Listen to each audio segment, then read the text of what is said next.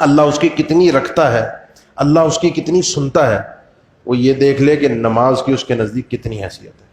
صرف اس ایک زاویے سے وہ عند اللہ اپنے مقام کو جان سکتا ہے۔ وہ اور کاموں کے لیے نماز کو چھوڑ دیتا ہے یا نماز کی وجہ سے اور کاموں کو چھوڑ دیتا ہے؟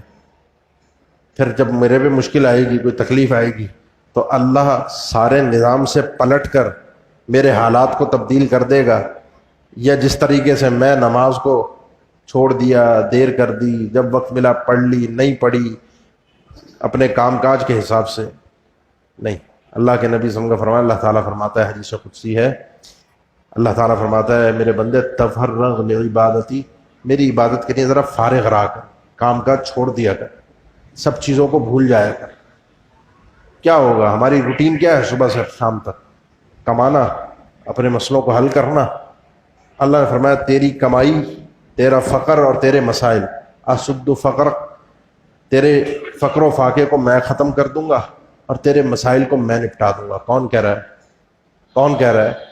قل اللہم مالک الملک تؤتی الملک من تشاء وتنزع الملک ممن تشاء، جو بادشاہوں کا بادشاہ ہے، جو بادشاہت اختیارات بانٹتا ہے، جو عزت اور ذلت کا مالک ہے، جس کے ہاتھ میں وللہ خزائن السماوات والارض، سارے آسمان اور زمین کے خزانے اسی کے اختیار میں ہیں، ہوا اس کے کہنے پر چلتی ہے، سانس ہم اس کی مرضی سے لے سکتے ہیں۔ وہ کہہ رہا ہے کہ وہ تمہارے اور میرے معاملات کو نپٹا دے گا، تم نے ایک کام کرنا ہے، میری عبادت کے لیے وقت نکالنا ہے۔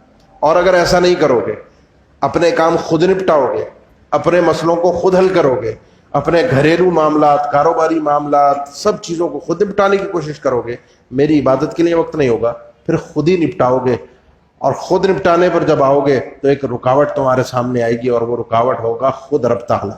وہ تمہارے کام پورے نہیں ہونے دے گا، تمہارے مسئلوں کو ختم نہیں ہونے دے گا۔ ایک ختم ہوگا، دوسرا آئے گا، دوسرا ختم ہوگا، تیسرا پہلے سے کھڑا ہوگا، چوتھی پریشانی تیار ہوگی، ادھر سے نکلو گے ادھر پھنسو گے ادھر۔ یہ زندگی یہی ہے نا، صبح سے رات تک ہم انہی جھمیلوں میں ہوتے ہیں۔ ایک مسئلہ ختم، دوسرا شروع، دوسرا ختم، تیسرا شروع، چوتھا ختم۔ کیسے ختم ہو گئے؟ میری عبادت کے لیے وقت نکالو۔ بندے اور رب کے لیے ایک ہی جو ایک کڑی ہے نا، ایک جو راستہ ہے، وہ یہ نماز ہے۔ جس کے پاس یہ ہے وہ ہے، جس کے پاس یہ نہیں ہے وہ نہیں ہے۔